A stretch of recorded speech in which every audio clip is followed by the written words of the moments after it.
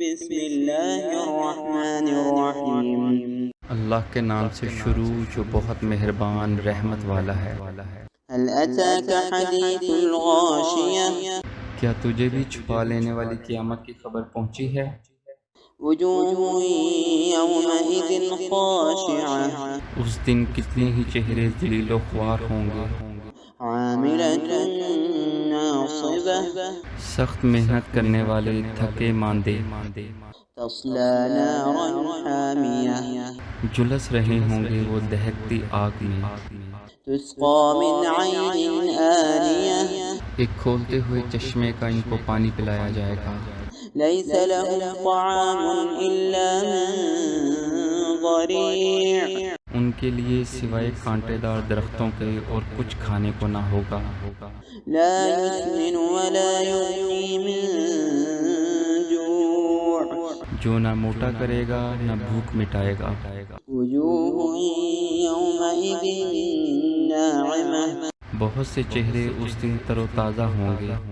لسعیها راضیہ، اپنی کوشش پر خوش ہوں گے، فی جنت عالیہ، بلند و بالا جنتوں میں ہوں گے، لا تسمع فیها لاغیہ، جہاں کوئی بیہودہ بات نہیں سنیں گے، فیها عین جاریہ، جہاں بہتا ہوا چشمہ ہوگا، فیها سرر مرفوعہ، اس میں اونچے اونچے تخت ہوں گے، وأكواب موضوعہ، اور آپ خورے رکھے ہوئے ہوں گے، ونمارق مصفوفہ، اور ایک قطار میں لگے ہوئے تکیے ہوں گے، وزرابی مبثوثہ، اور مخملی مسندیں پھیلی پڑی ہوں گی،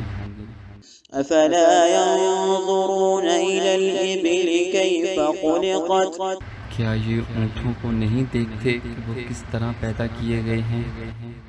وإلى السماء كيف رفعت، اور آسمان کو کہ کس طرح اونچا کیا گیا ہے، وإلى الجبال كيف نصبت، اور پہاڑوں کی طرف کہ کس طرح گاڑ دیے گئے ہیں، وإلى الأرض كيف سطحت، اور زمین کی طرف کہ کس طرح بچھائی گئی ہے، فذكر إنما أنت مذكر،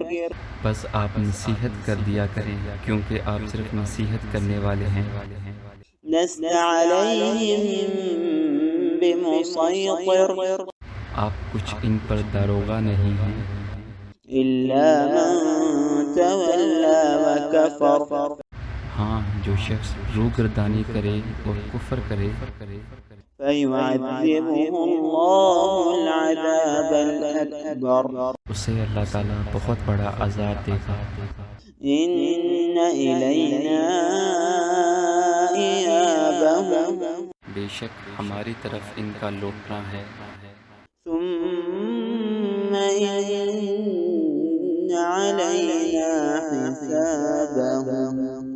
پھر بے شک ہمارے ذمہ ہے ان سے حساب لینا۔